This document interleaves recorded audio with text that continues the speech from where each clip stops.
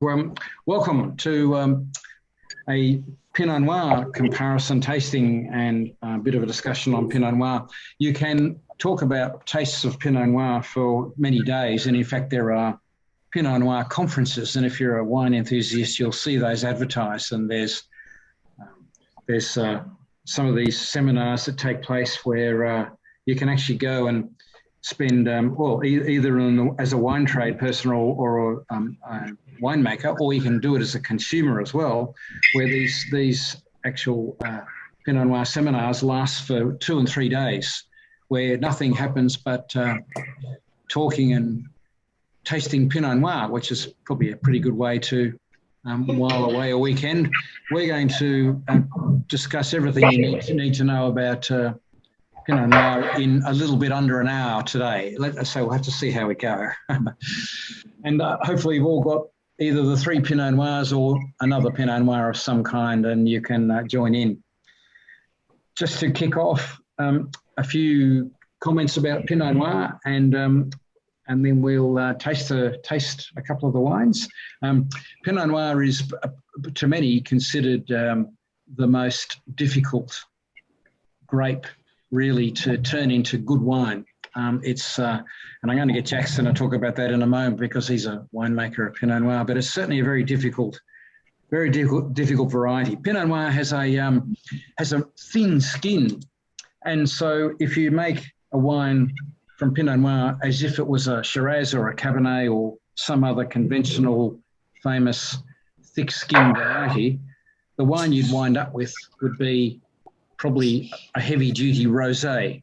And what the French discovered, who were in its home region, and the home region of Pinot Noir is Burgundy, and the Burgundians discovered over the centuries that there are some winemaking practices that fit in very well with Pinot Noir, and the Burgundians have been refining these practices more or less for a long, long time.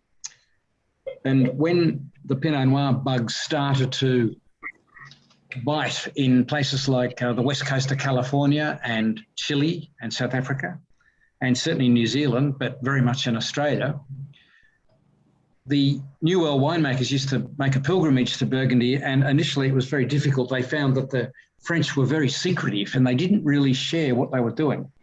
And so there was a lot of trial and error going on and a lot of conjecture.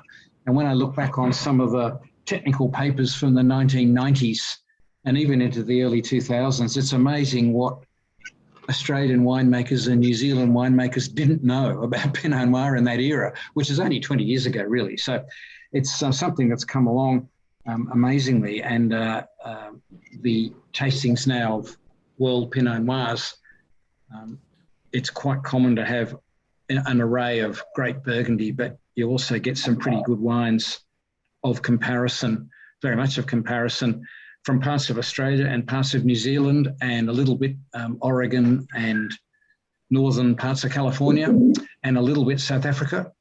And all these producers outside Burgundy have really sort of made a thing of Pinot Noir. What is it about Pinot Noir? Well, it's the red grape that gives a fleshy, silky feel. It's the only grape that does it. There are lots of other lighter flavoured, juicy flavoured reds like Barbera and Grenache and at a pinch Tempranillo and Aglianico and Mencia and maybe Tempranillo and even Merlot if you really wanted. So there's a lot of red grape varieties that give a slightly paler colour, a sort of a berry, a cherry, red and black cherry aroma, maybe raspberry aroma, and then have a soft taste. But Pinot Noir, whilst it does all that, has this mid-palate fleshiness. There's a juicy mid-palate velvet feel to Pinot Noir, good Pinot Noirs anyway. And that's what makes Pinot Noir so unique. And that's why normally when people who don't necessarily drink that much wine or they haven't really tried much Pinot Noir before, when they try a good one, they're usually smitten pretty readily, and they get very interested in it.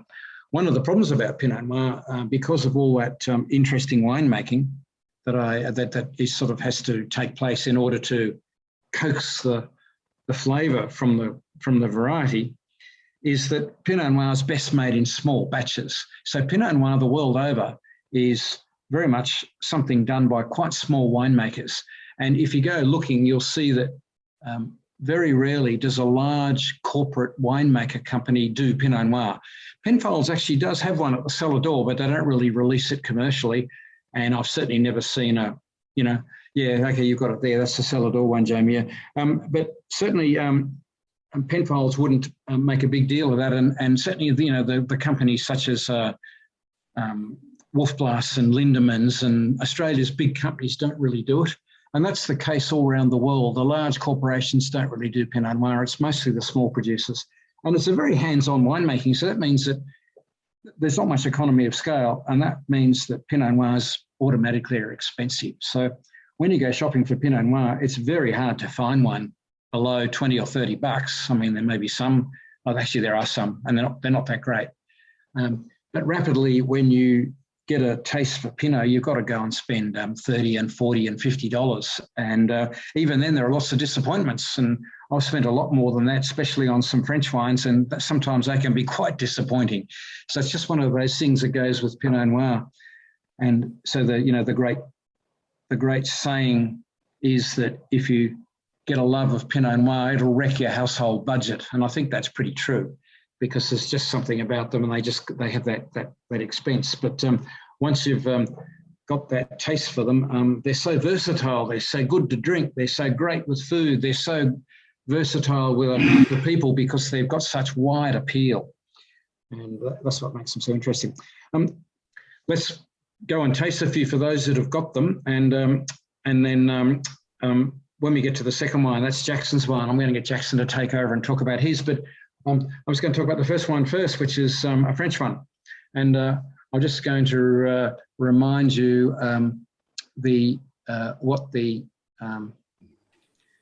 where the Pinot area is. So I'm just showing you. There's hovering the mouse on the map of France, and you'll see where that rectangle is.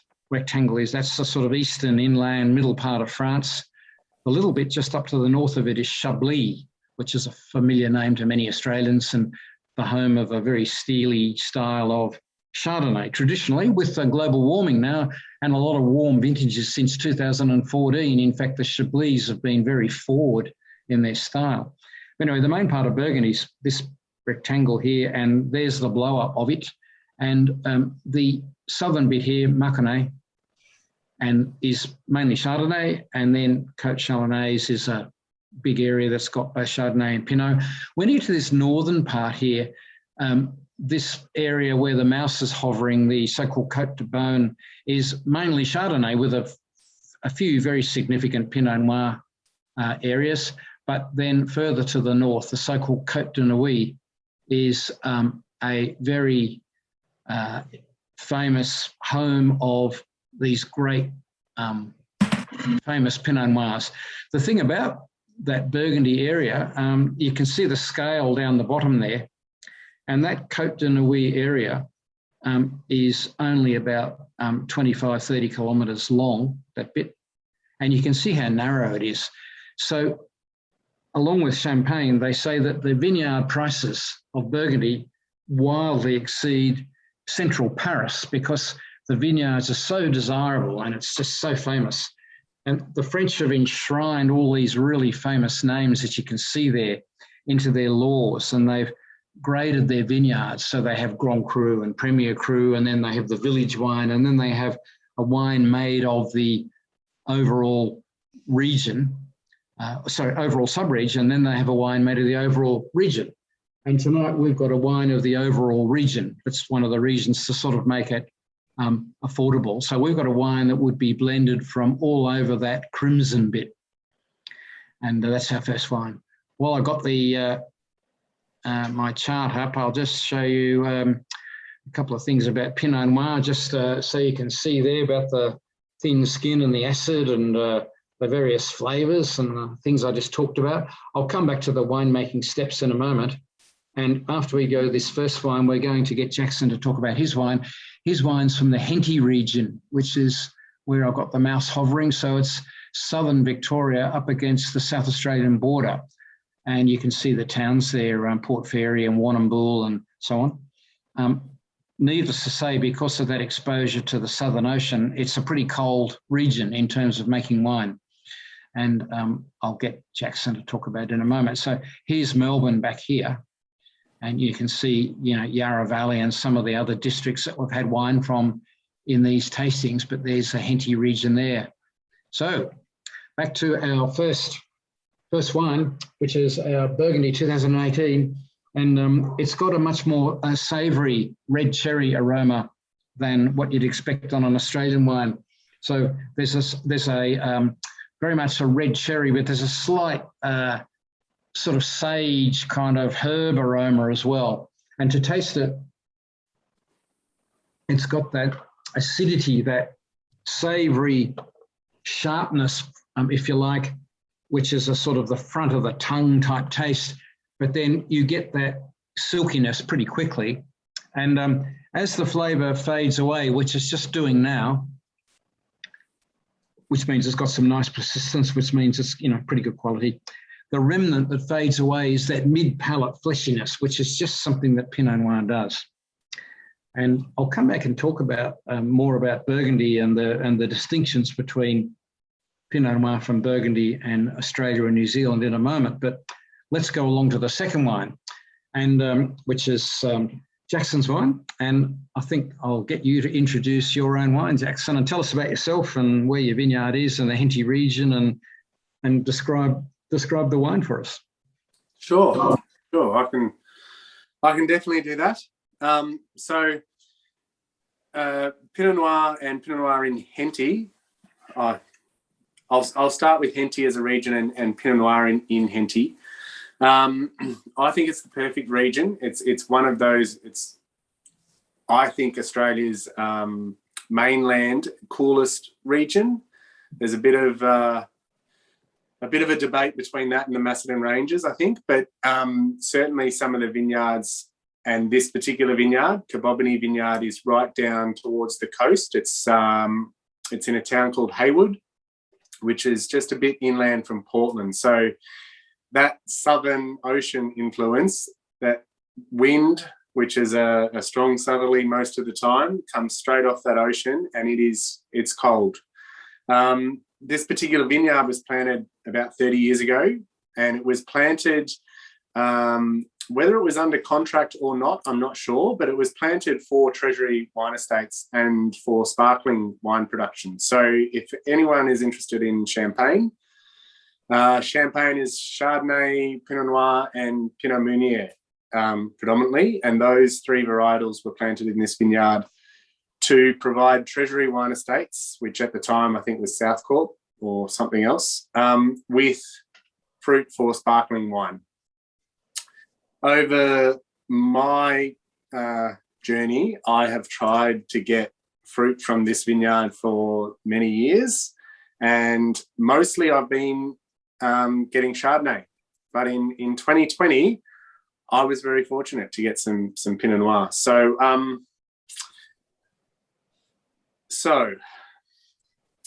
this is my first effort at Pinot Noir from Henty.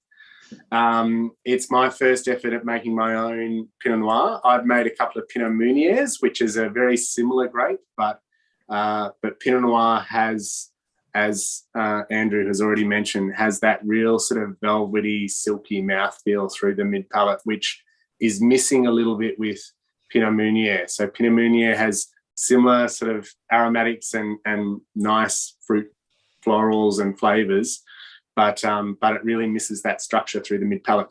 Anyway, the fruit came in. I got the fruit because of, I'm getting a bit tongue-tied here. I got the fruit because of a frost. So the fruit is actually not as good as what it should be, but it was still excellent. So there was a frost early in October that knocked out the young shoots. So they were all secondary shoots. The grower, his name's Alistair, he lost about 70% of his crop. And what that meant was that he couldn't provide any fruit to Treasury Wine Estates. So he was able to give some to a couple of smaller winemakers, and I was one of those. So in 2020, along with my Chardonnay and Pinot Meunier, he had a little bit of Pinot Noir for me as well. And I was thrilled to get some. I've wanted to make it for a long time, and I finally got the opportunity. So the winemaking for my Pinot Noir is really, really minimal intervention. It's very hands-off. And all those things that Andrew said about doing it small batch and a little bit of whole bunch or stems thrown in, and wild fermentation. So I employed most of those. I did about 10% whole bunch. My fermentation vessel, there were 3, and they were less than a tonne each. So they were very small ferments. I did gentle hand plunging, and I sat the wine on the skins for about 21 days, about 3 weeks. I didn't want the fermentation to get really hot because I like the delicate aromas to stay within the wine. So I think the fermentation I tried to keep below 30 degrees, and if you do let it go, it can get right up to the high 30s and then blow off a lot of those nice fruit aromas. So I tried to keep it below 30 and then pressed it into an old puncheon. So a puncheon holds 500 litres and 2 other barrels, which gives you an idea of the volume. There was about 1,000 litres of this wine made. Which is why some of you found it really difficult to find some, because there really wasn't very much. And after 9-10 months of aging in the oak, I rack it. So I don't rack it until I'm nearly ready to bottle. So it sits on its lees for a long time. And I actually believe that that's where it builds a lot of that silkiness and that velvet feel and that mouth feel through the mid palate, is through lees contact. And being such a cool climate, the acid, which was mentioned, is really, really firm in this young wine. So I also use the lees contact to try and round out that firm acid a little bit and give the wine a bit more weight. So it was racked towards the end of the year and then bottled in January, and that's what you have. Given the scarcity, I don't have one in front of me. I've got 1 dozen that's gone into my cellar, and that's it. It's been sold out. From my point of view, it's been sold out for about 3 months. My distributor, I don't think, has any left either. So you're very lucky if you've managed to get some. And in 2021, the grower had to placate Treasury Wine Estates a little bit, so I didn't get any Pinot Noir in 2021 either. But I am getting Pinot Noir in 2022 and beyond. So I'm thrilled about being able to make this wine again next year and for the years moving forward. You'll have to talk to Don there and get Don to fill up his place with as many rows of Pinot Noir as you can possibly put in, so you've got a source of fruit. Yeah. I don't know what Don thinks of that idea, but still, that's... I've got another tiny little Chardonnay vineyard that I work with, and I've been pestering them to put a lot more vines on their perfect 100-hectare paddock, and they just won't do it. Yeah. But then I can't blame them because, it's a good way to lose money. Yep. 2 things you can do to lose a lot of money is plant a vineyard and love Pinot Noir. Yes, no, I have heard that.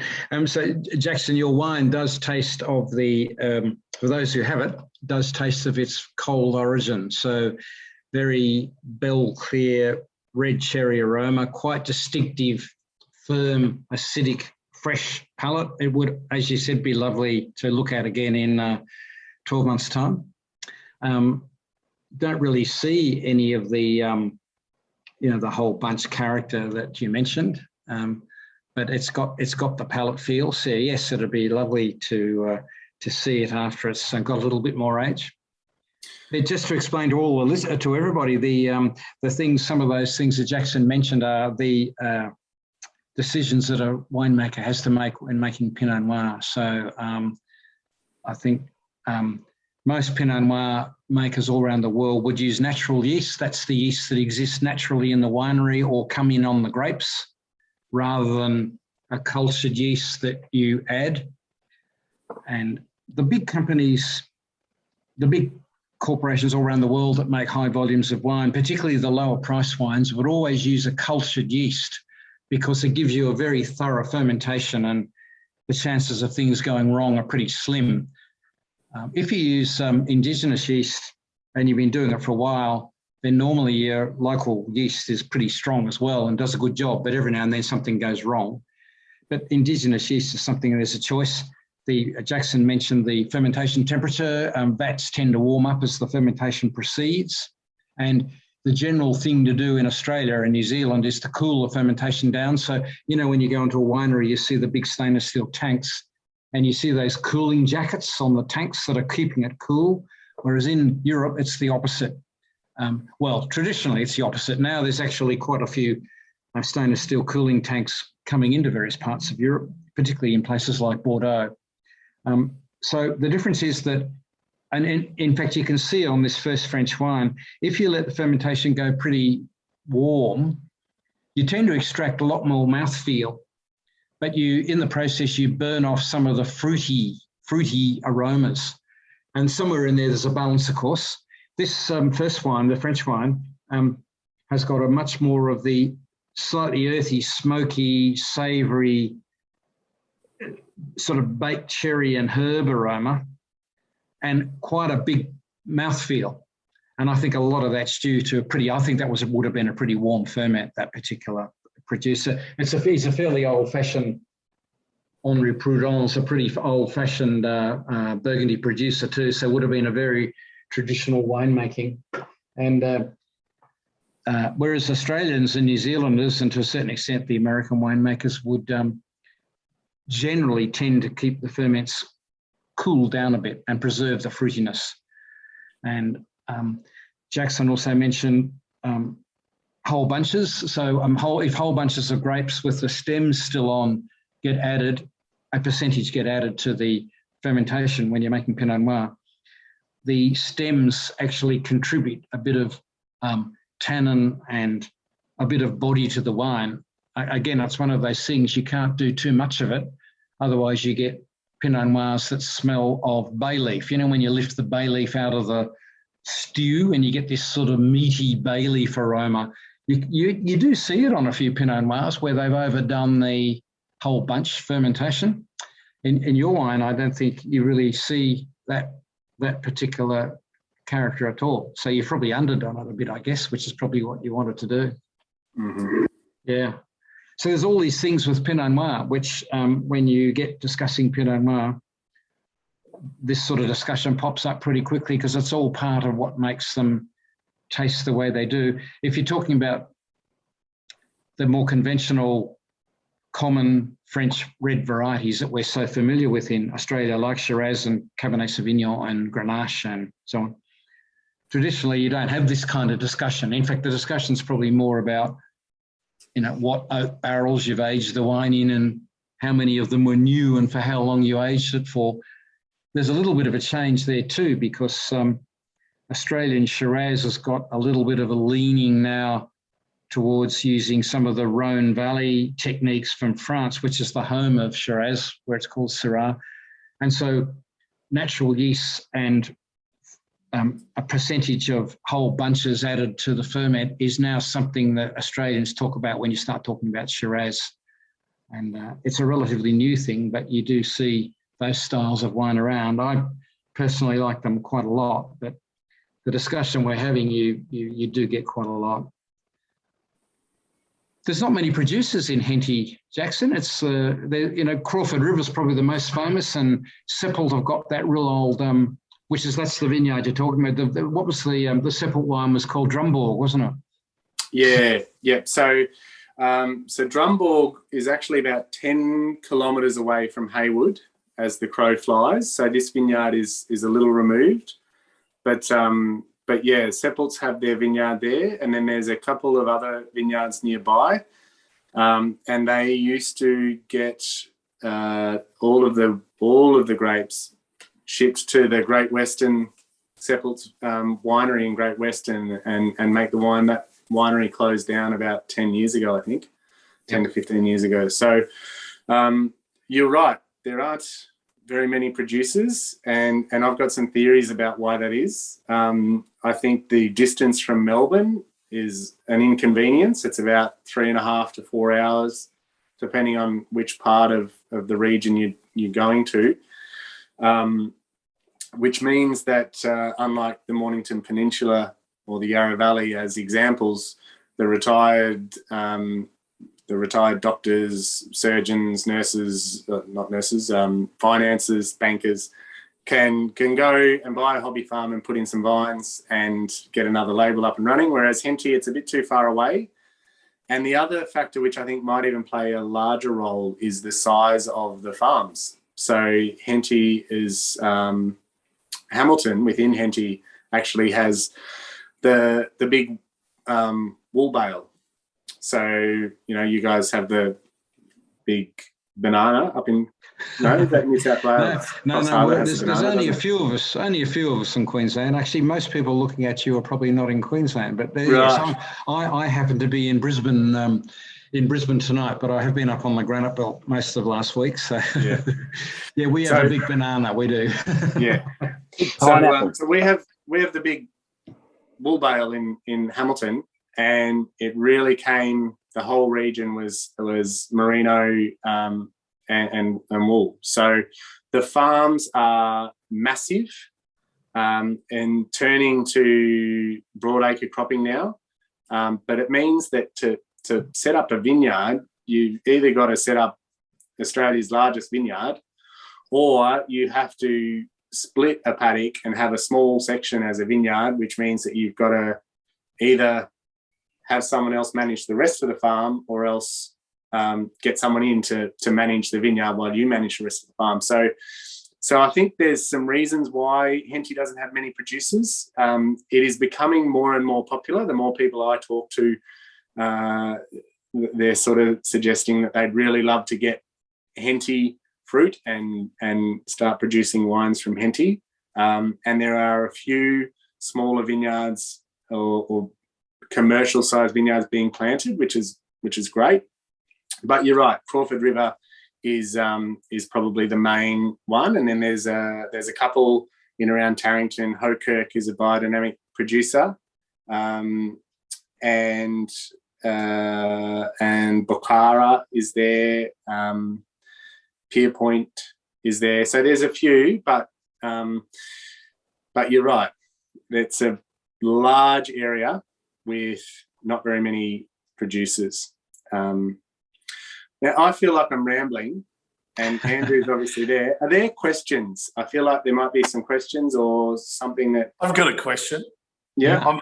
I'm a first-time watcher of this, so well done, Andrew and Jackson. The difference between the first one and this one, and I'm really enjoying this one, and my wife just said this is her favourite. We've tried all three, actually, Jackson. But this is a lot cloudier to me than the other two for a Pinot. Now, is that like what it's meant to be? So that's another winemaking intervention that I actually choose not to do, which is to fine or filter. So Pinot Noir producers will actually, it's almost a 50-50. As often as not, they will say, I don't fine, I don't filter. But many of them will. And I don't do it because I don't think it's required.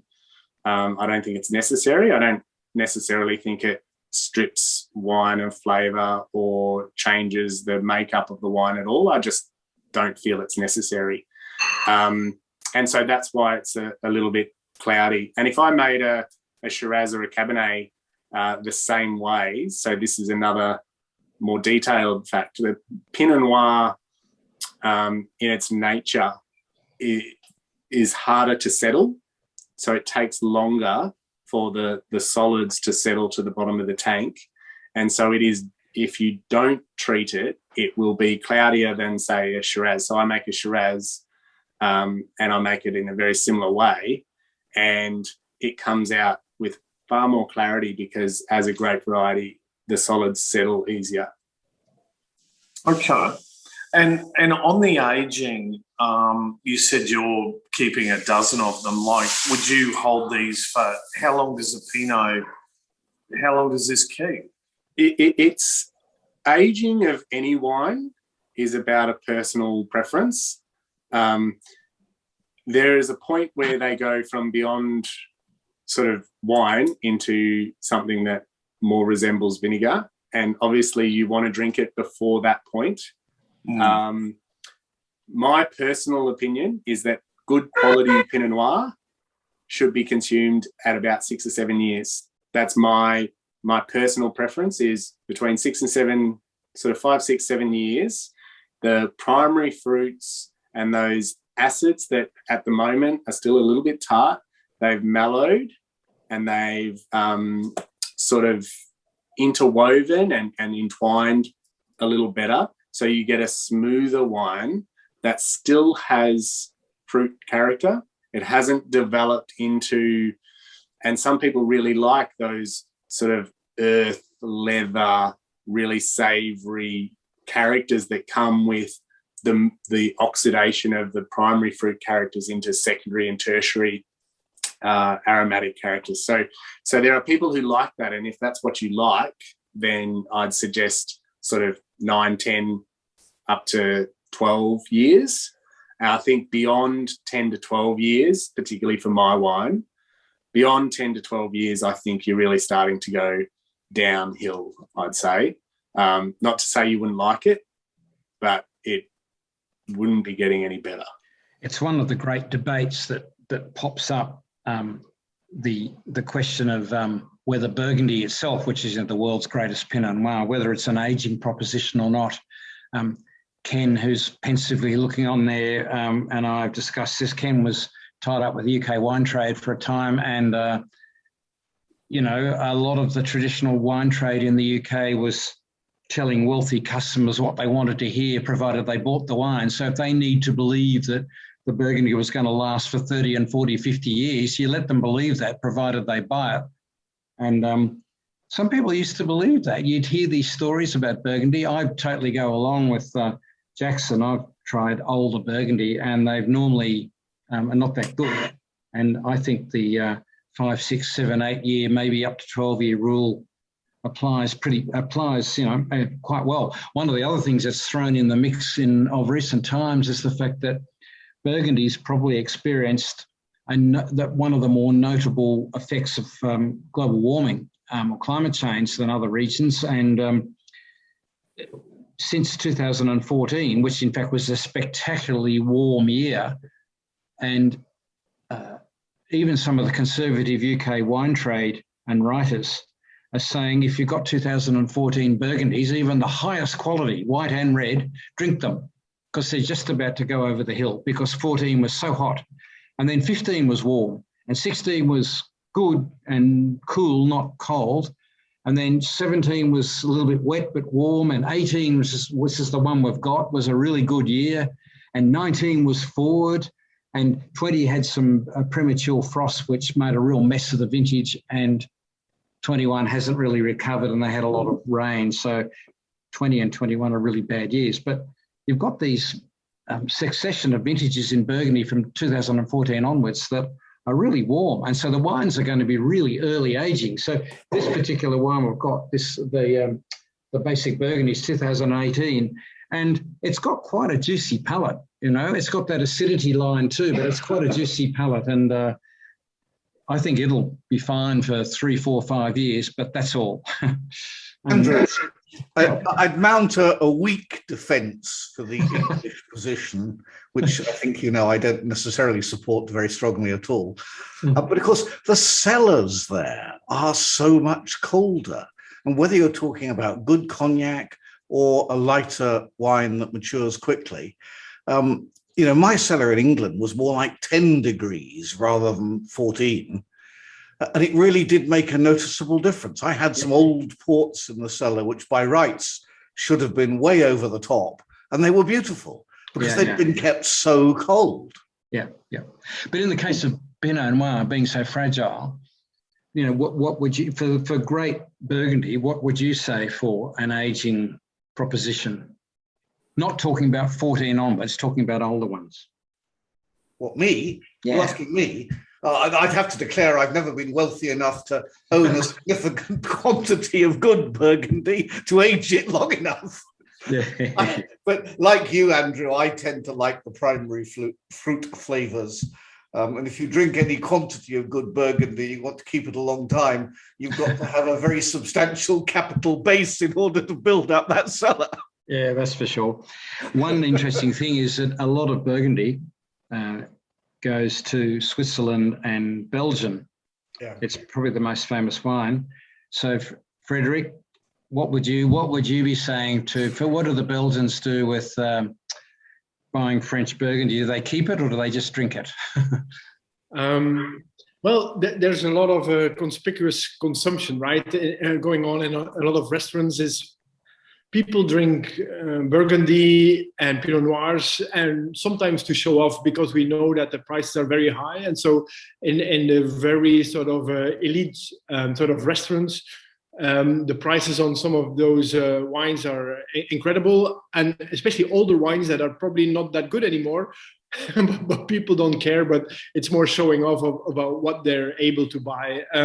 But having said that, it is true that, especially where we come from a very young age, Pinot Noir, Bourgogne wines, that is what we drunk, that is what we know very well. And everyone, even the sort of, let's say, lower prices are, we know a way what is drinkable, what is very good at still affordable prices. And so basically not everything needs to be that expensive. We know that some of those things, especially with a high brand, that's not for us, but you would get your hands on good sort of Pinot Noirs from Burgundy that are very good. And so it is true in Belgium, it's a very, very popular sort of wine. How do you find, we've had some Australian Pinot Noir before, which you've liked, but tonight we've got, well, we haven't discussed the New Zealand one yet, but we'll do that in a moment. But how are you generally finding the Australian Pinot Noirs compared to all of the Burgundies that you're more used to? Well, it's very recognizable, right? So what you said earlier about that French Pinot Noir as being sort of earthy, more savory, we had the same. So we tasted them. We always taste them over the weekend, and so we had the same thing. We immediately recognized this is a French Pinot Noir. It's a bit more earthy. That is what you immediately recognize. But we drank Jackson's wine earlier today, and we were excited about it. It's a very good wine. It's a bit more fruity. It does not have the typically sort of earthiness that the Burgundy wines have, but I thought it was a very, very good wine, a real discovery where we were looking at each other and said, well, that's something that we do not immediately recognize, but that is very appealing. Yes. Well, that's good. Well, if Jackson had a bit more, he'd be able to get some, but that's as we've heard. We're going to have to wait for the future vintage.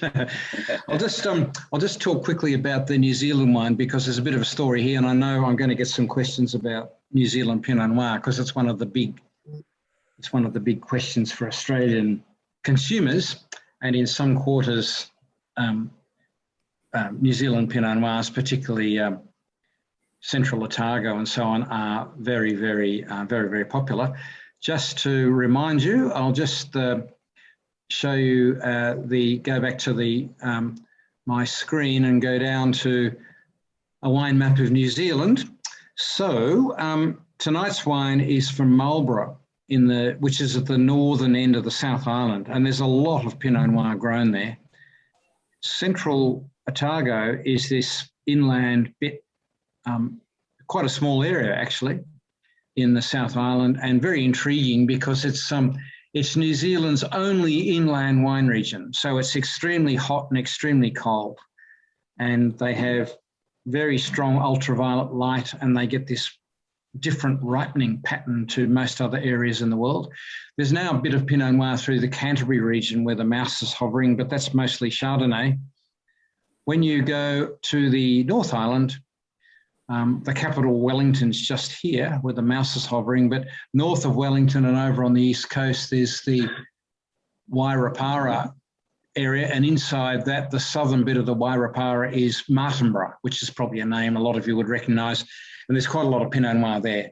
When you get to Hawke's Bay, which is further here, even though now we've moved a fair way north, the cold current comes up this east coast, so the Hawke's Bay area is actually surprisingly cool. Anyway, Hawke's Bay is famous for its Cabernet and Merlot, although lately also it's Shiraz, which the New Zealanders call Syrah. But back here to Marlborough, of course, put on the map and made famous by Sauvignon Blanc. And most Australians know about the Savalanche, that is the vast quantities of cheap Sauvignon Blanc that come from this area. But Marlborough also has a lot of other grape varieties, and Pinot Noir and Chardonnay amongst them. And there's mixed fortunes with how that all goes compared to the overbearing presence in that region of Sauvignon Blanc. But tonight we have a Pinot Noir from Marlborough. So I'll taste that first, then we'll just talk a little bit about some of these other famous Pinot Noir areas. So the famous Pinot Noir areas in New Zealand being Central Otago, Martinborough or Wairarapa, and Marlborough, where we are tonight. So just to remind you about that. To the wine, and it's got the red cherry aroma, and there's a touch of that. There's a touch of the herbal green thing, just a little bit, which is again, I think a whole bunch. Some whole bunches have gone in, and a bit of that stemmy stalkiness is some. You can see it on the aroma. And if you taste the wine, it's quite silky. It's a all around the mouth sort of softness. It's an intriguing thing, but the actual silkiness is not very pronounced in the middle of your palate, in the middle of your tongue. If you go back to either Jackson's wine or the French wine and just do a little taste on that, there's a different shape of the feel between the two Pinot Noirs. And one of the comments that you hear, so if you try Jackson's wine or the French wine, straight away there's a silkiness in the middle of your taste. If you go to that New Zealand wine, it's a all round the mouth soft feel wine. One of the criticisms about wines like that is that they're very nice, soft dry reds without necessarily being Pinot Noir. And if you want soft dry red, there's a lot of very good wines, very, very cheaply available. Barberas and Grenaches and Merlots and some of the other things that I mentioned earlier on. So that wine's nice and silky and easy to drink, but it just verges a little bit, I think, into that soft, dry red type of Pinot Noir. And if I was judging and anybody was if tasting and wanted to sort of line the Pinot Noirs up, the key thing is to go looking for that silky mid-palate thing. And there's an elegance and a velvet intensity that's just so nice. It's just the whole bit about Pinot Noir. And if you've got the hang of doing that, it really means that you can, look for these Pinot Noirs and find them. And unfortunately, you'll probably find that the more of that mid-palate silkiness that you do find, the higher the price tag. It sort of seems to just be part of the deal. Just talking for a brief moment about New Zealand, Central Otago sort of came on the scene, wonderfully about 15 years ago, I suppose.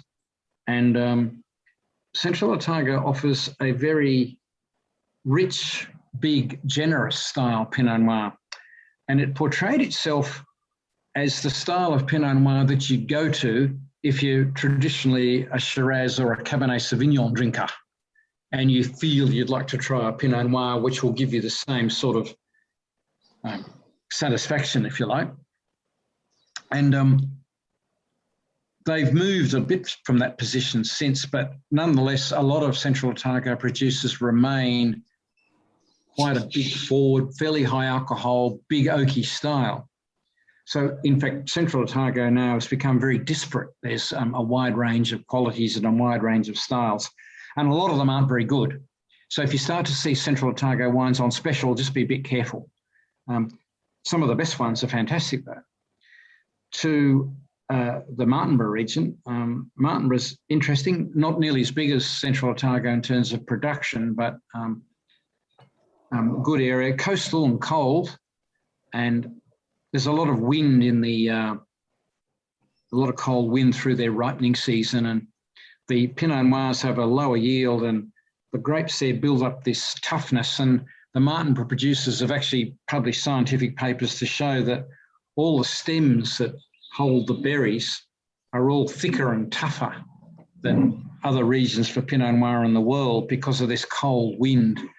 And when they do use a bit of stems in some of their ferments, they do get a much more pronounced flavour. And if they're not careful, the stemmy, stalky character that they get leans a little into a slight smoky earthiness, which if it's just in check is actually quite a nice thing, quite a nice bit of complexity. And when you do see it and it's in balance, you can recognise that as being a Pinot Noir from Marlborough. It's actually reasonably recognisable in a wine lineup. So they're pretty interesting wines.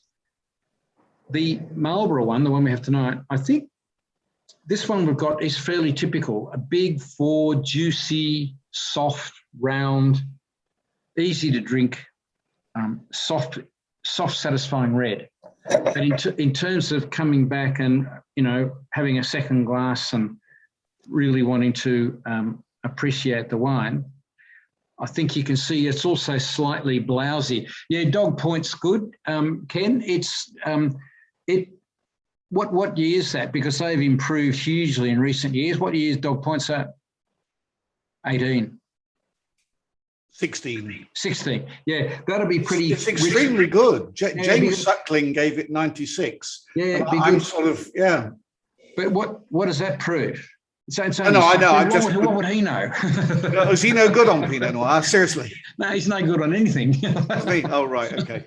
Bob Campbell thought it was good. Oh, okay, that's good. No. It's a very rich one. I've had that, and it's a really rich forward. Their latest release, they've just released they're up to 20 now, and they've pulled back the style a lot, and they've made them a bit more savoury and so on. The older vintages are very forward and very rich, very dark colour. I can see it from here. They're very interesting wines. It's the only Marlborough one I've got, so I thought I'd get it out. And Yep. In Australia, the Pinot Noir story is getting more and more fascinating because we've got so many regions for it. Jackson's been talking about Henty, which along with, as he mentioned, along with the Macedon area, rates as Australia's coldest region. So I think a lot of us, we tried a curly flat not long ago, and which is probably the best known Macedon Pinot. And Macedon and the Henty ones were noticeable with their acidity. But you can go to Yarra Valley, Mornington Peninsula. We had a Pinot Noir from Geelong a couple of weeks ago. And of course, Tasmania has been the great news story where Pinot Noir is just blossoming in all these different Tasmanian regions in the last decade. And there's a lot available, and it's very interesting to see them. So the Pinot Noir range and story in Australia, I think, is really good. Maybe 10 years ago, I heard it said that Central Otago was sort of, you know, the best of the Australasian wine regions for Pinot Noir. I think that day has gone. And if you were looking for an array of the great Pinot Noirs from New World producers, particularly in the Southern Hemisphere, Australia would win that one hands down. But there's some couple of quite well-known wines that don't really come to Australia. I tried one, but there's a couple from South Africa which pop up every now and then, and every now and then the UK wine press gets all excited about one of the South African Pinots, and there's a little bit in Chile, but the amount of Pinot Noir in Australia is now pretty significant, and there's a lot of famous wines. So you can go exploring, and it's a great thing to do. and you'll get a whole range of styles, and it'll keep you nicely poor if you passionately go exploring for Pinot Noir. It's just part of the thing. So Jackson's wine tonight would be probably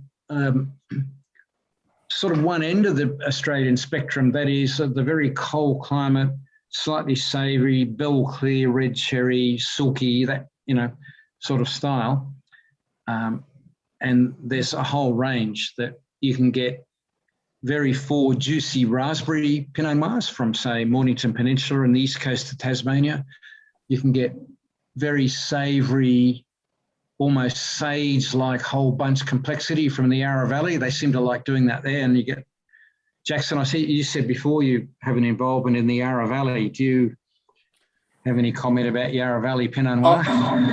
Look, I do. I worked for 3 years for Dominic Porte in the Yarra Valley as an assistant winemaker there, and they didn't make Pinot Noir,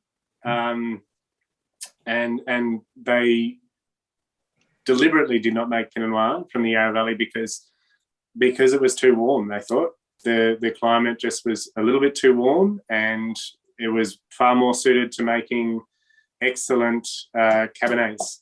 So they really prided themselves, especially Dominic being Bordelais, they prided themselves on making really, really top-notch Cabernet. And my take on that is, if you look at the best wines from the Yarra Valley, you got your Mount Mary Quintet, you've got Yarra Yering, which are dry reds. They're predominantly Cabernet-based or Shiraz. So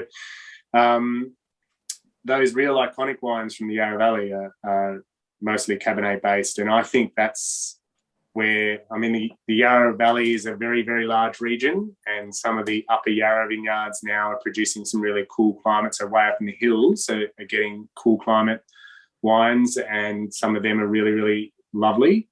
But I think generally in that main wine tourist mecca around Yarra Glen and Coldstream and into Healesville, that area is really far more suited to Chardonnay and Cabernet. The Chardonnays are lovely, I think. Yeah, Yarra Valley Chardonnay's a big hit, isn't it? Yeah. Yep. And can I ask Jackson a couple of questions? Yeah, please. All right. Thanks. Jackson, I don't have your wine, unfortunately, and from what I've heard tonight, I'm pretty keen to track it down. But I'll ask about the clone that's used in your particular wine, and also just about the filtering of your wine. Like you mentioned that it didn't make any difference to your wine to not filter it, but does it add something to your wine to have it in that cloudy type of way? I don't think it adds anything necessarily.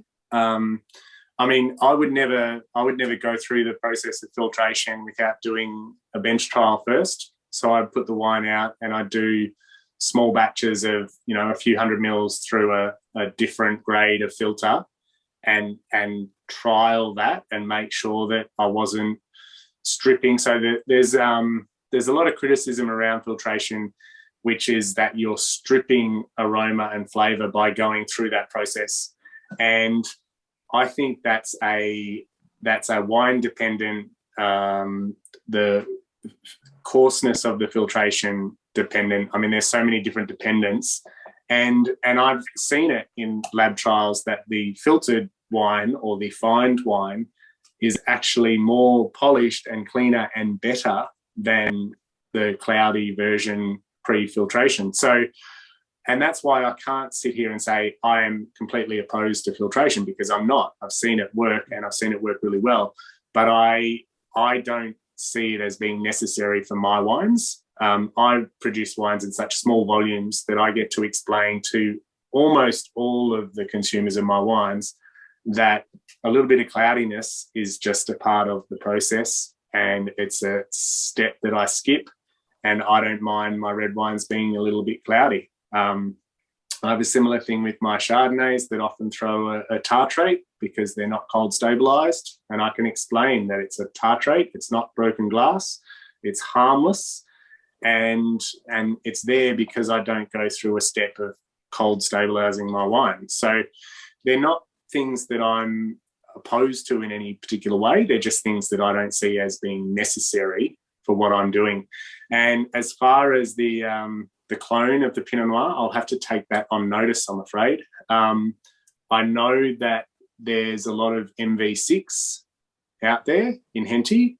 I suspect that MV6 is not the one that is at Kebobany. I suspect it's probably more the Burgundian Dijon type clones.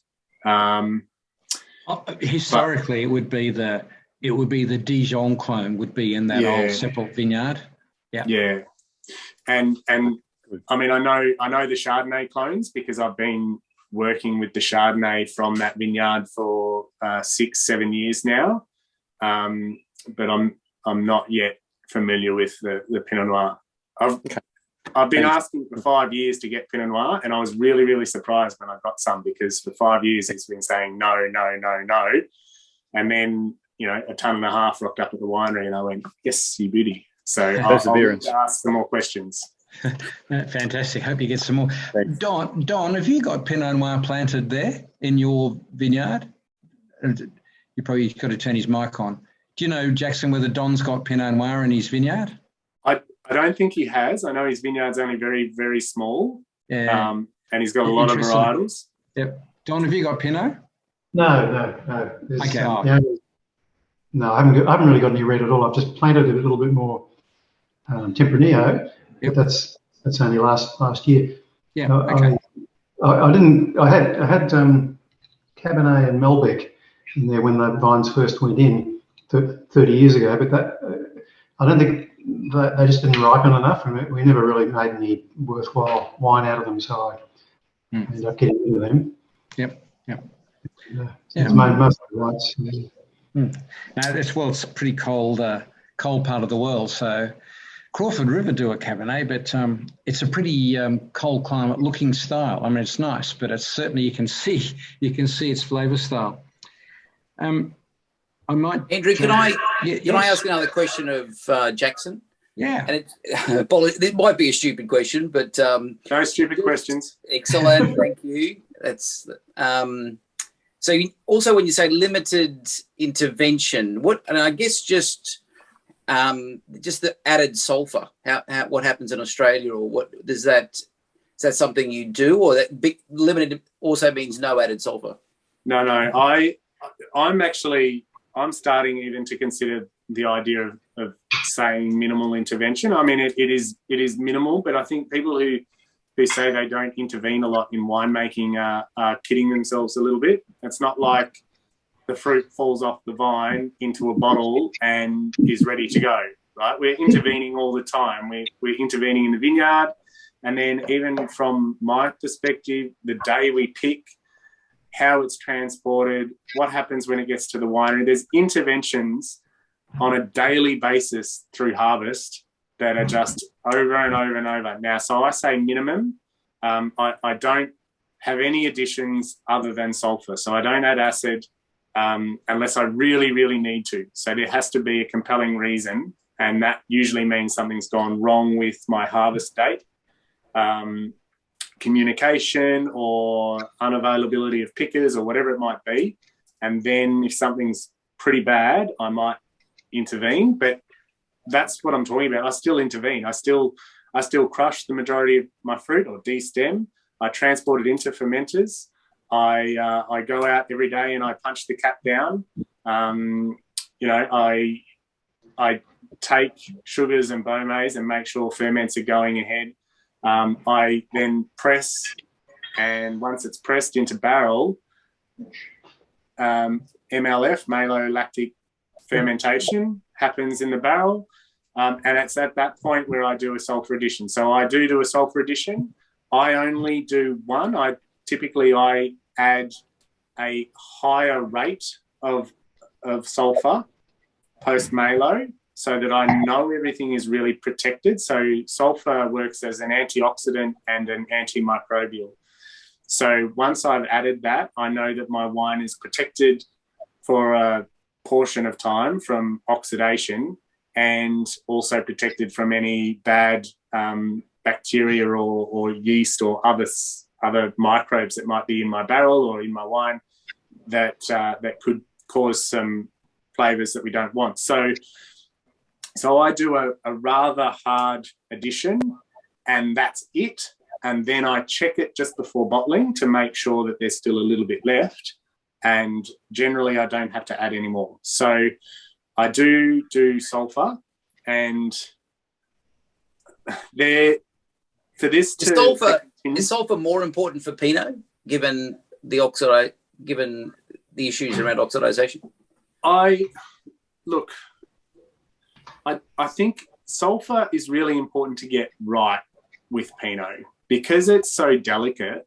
An over addition of sulfur is going to strip color and is going to strip aroma as well. So what you would end up with is a wine that was sort of metallic and thin. A non-addition of sulfur means that you have to be extremely diligent in the winery. You have to make sure that all of your barrels are topped to the very top all the time. You have to make sure that there's no heat, so all of your barrels are in a perfect location in a temperature-controlled winery. You have to make sure that everything is pristinely clean, which is general in a winery anyway, that we do all this stuff. But you have to be absolutely on top of it and then bottle it with zero oxidation, zero oxygen getting in. It's extremely difficult to do.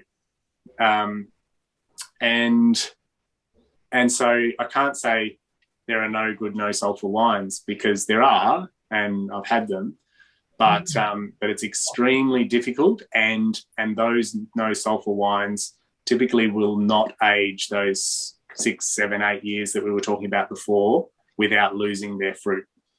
Yeah, excellent. Okay, well, thank you for that. And it is a beautiful Pinot, so well done on the your first go into Pinot. Thank you.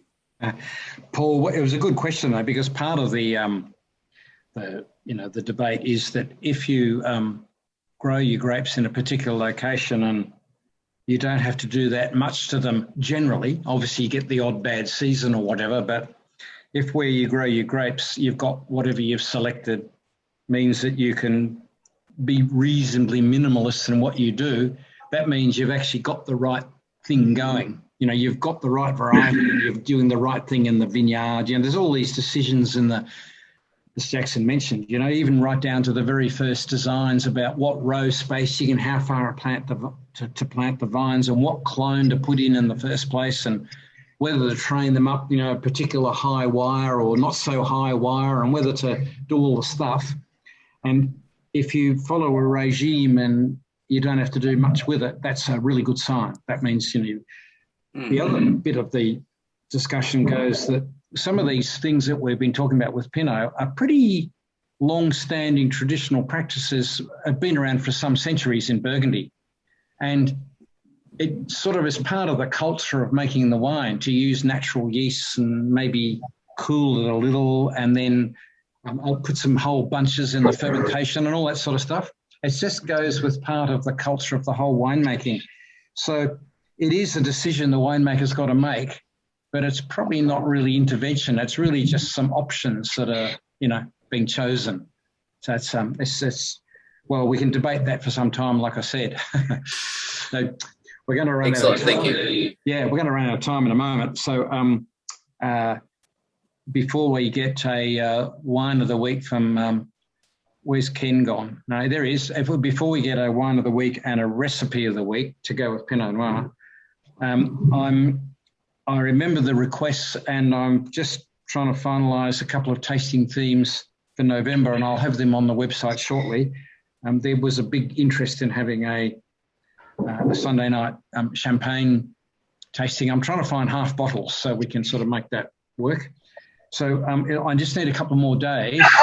So have a look on the website by about the middle of this week, and I should have everything there. And I won't start until the Sunday night, a couple of weeks into November. And I think we'll just be the two of them. So, you know, have a look if you're wondering. And if you've got any more suggestions, just send me emails. But I've certainly got the champagne and I'll just work out that other topic. and you can have a look at that. We might duck across now, while we've got mouth-watering Pinot Noir, let's get a dish to go with the Pinot Noir. You got a dish to go with Jackson's wine there, Frederick? Yes, most definitely. And I'm going to pitch a sort of a personal favorite, and it's actually a family recipe. I don't have the family recipe here because the family recipe is a handwritten note by my grandmother, which is all greasy and stainy. It's more than 50 years old, and it still goes around in the family. The dish is it's a classic French Belgian dish, and it's a pheasant au fin champagne, and it's a bit of it creates a lot of confusion because the au fin champagne means fine champagne. And a lot of people think it's champagne and it's about the sauce, but au fin champagne is actually cognac. And so it's a sauce based on cognac. And so it's not a good fit for this season, but it just has started now in Europe. It's the game season. And so it's only 6 weeks, right? And so you can only eat pheasant for 6 weeks. And if you now go into any restaurant in France and in Belgium, you'll be able to eat pheasant au fin champagne.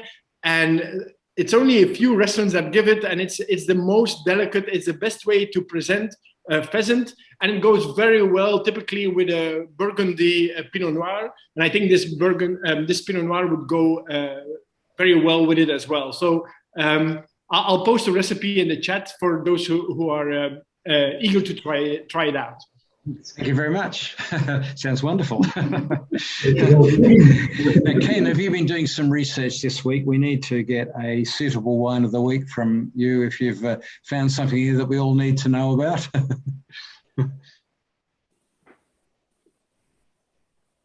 No, I'm just unmuting my microphone. I was having trouble finding the right bit to click. Yeah.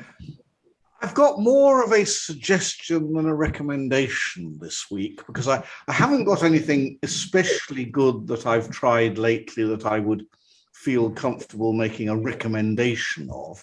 But you all, well, those of you who remember when I spoke about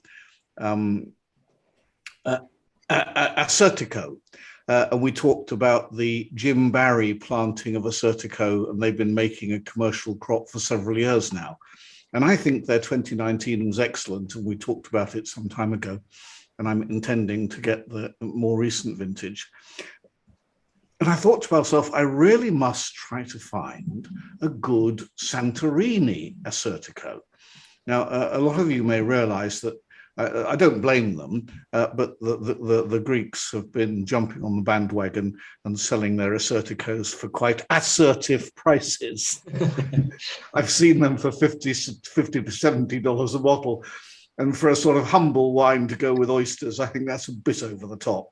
But I have found, I haven't tasted it yet. I've ordered it, but not tasted it. So this is a suggestion, and I'd be delighted to hear feedback from others. Flox Wines, floxwines.com.au, have got the Santorini Assyrtiko for a really quite modest price.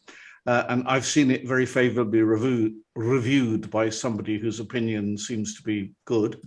Anyway, I don't know if anybody has any greater knowledge about it than that, or any other ones that are available for a vaguely sensible price. Nope, can't help. Anybody else can help? Had the Jim Barry Assyrtiko. It's good, but not. Well, if nobody else can help, if anybody can grab a bottle of the Flox Wines Santorini Assyrtiko, do so. I shall have mine arriving sometime in the next week or so, and I shall report on it in due course. And by the way, alongside that, we've started getting unshucked oysters up here in Mackay. Now, Mackay is an awfully long way from Coffin Bay, but we're getting unshucked oysters up here, and they're very satisfactory. And of course, that seems to me to be a good accompaniment for something like the Assyrtiko. So I'm intending to have the Flox Santorini Assyrtiko with some oysters.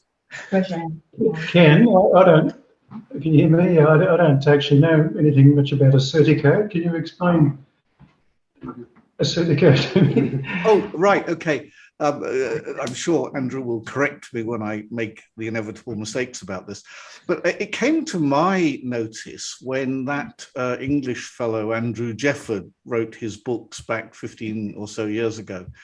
It's grown on the island of Santorini and other places, of course, but Santorini seems to be the nucleus of where it's produced. And it's a bush vine type thing. It's untrained because it's pretty exposed and high up and volcanic, and, you know, so it's hand-picked from bush vines. It's a very light, it's like, if you had to compare it to something, Parongarup Riesling. If you had a really dry Parongarup Riesling like the Harewood or the Dukes or whatever, it's just begging for something like oysters. So it's a very dry, yes, dry, highly acidic, lightly aromatic white wine, and it comes in a variety of different bottles. But some of the Greeks do bottle it in a Riesling type bottle. Right.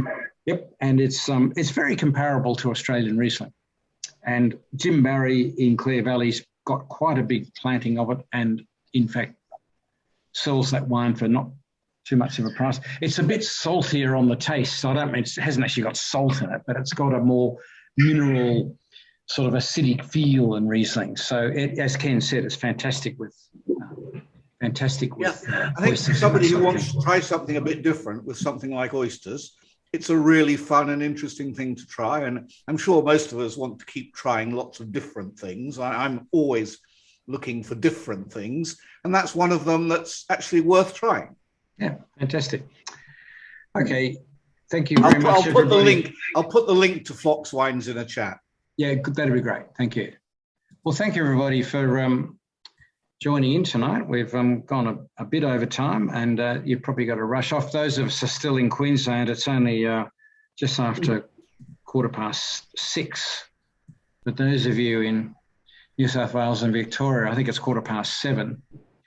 And there's debate here about doing something about that daylight saving. We'll have to wait and see whether the curtains are going to fade or whatever's going to happen with the cows, but we'll see about that. So, but we'll continue with 5 p.m. in the future weeks and see how our timings go, which will be 6 p.m. of course in the southern states. So, well, thank you everybody, and have fun with dinner tonight trying the Pinot Noirs. Remember, they'll keep for a couple of nights. Jackson, thanks for joining in. Thanks for having me. Yeah, no, it's a great pleasure. So we'll obviously all be keeping an eye out. You've probably got a website, have you, and so on? I have got a website. I don't spend enough time on it, unfortunately. But I will say, if anyone, particularly those who maybe didn't get to get the wine for tonight, if they do go on my website, there is a Pinot Noir. It is not tonight's wine. It's one from a few years ago. It's a different vineyard. So, okay, thank you for that. No worries. Yeah, and the wine experience mob will probably be in touch separately once you know what's happening with Ali to try and do something about that, because they're pretty keen on these things. So, well, good night all, and have enjoyed dinner, and I'll post the stuff on the website in the next few days, and we'll look forward to catching up again on a Sunday night in November. Right. Thanks, everyone. Okay, see you. Good night. Thank you. Bye. See you later. Bye. Bye. Very good.